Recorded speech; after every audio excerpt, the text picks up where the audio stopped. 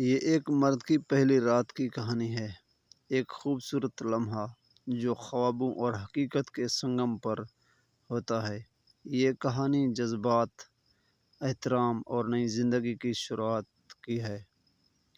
رات کا وقت تھا، چاندنی کھڑکی سے جھانک رہی تھی، کمرہ گلاب کی خوشبو سے مہک رہا تھا، نرم روشنی میں سب کچھ دھندلا مگر حسین لگ رہا تھا۔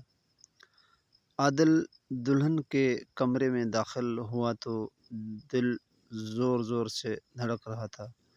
ہاتھ میں گلاب کا پھول تھا مگر ذہن میں سینکڑوں سوال۔ دروازہ بند کرتے ہوئے اس نے آہستہ سے کہا، السلام علیکم۔ اس کی نئی نویلی بیوی حنا سر جھکائے بیٹھی تھی، اس کے چہرے پر گھونگھٹ کی ہلکی سی تہا تھی، مگر آنکھوں کی جھلک سے عادل محسوس کر سکتا تھا کہ وہ بھی گھبرائی ہوئی ہے۔ عادل نے کرسی کھینچ کر اس کے قریب بیٹھتے ہوئے کہا، میں جانتا ہوں یہ وقت ہمارے لیے نیا ہے اور شاید تھوڑا سا عجیب بھی، لیکن میں چاہتا ہوں کہ ہم ایک دوسرے کو سمجھیں، وقت دیں اور سب سے پہلے دوست بنیں۔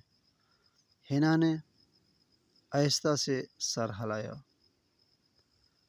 عادل نے پھول اس کے سامنے رکھتے ہوئے کہا، یہ تمہارے لیے میرے دل کی طرف سے پہلا۔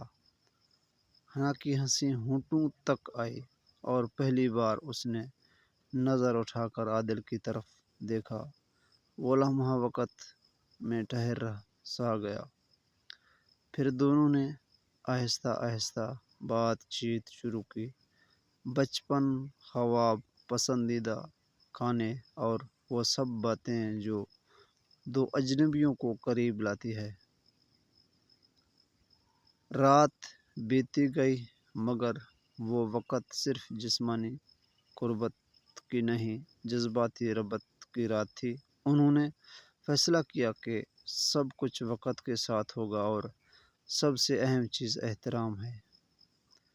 سہاگ رات صرف جسمانی تعلق کا نام نہیں بلکہ دو دلوں کے ملنے اور ایک نئی زندگی کے آغاز کا لمحہ ہوتا ہے، جہاں اعتماد، محبت اور عزت کی بنیاد رکھی جاتی ہے۔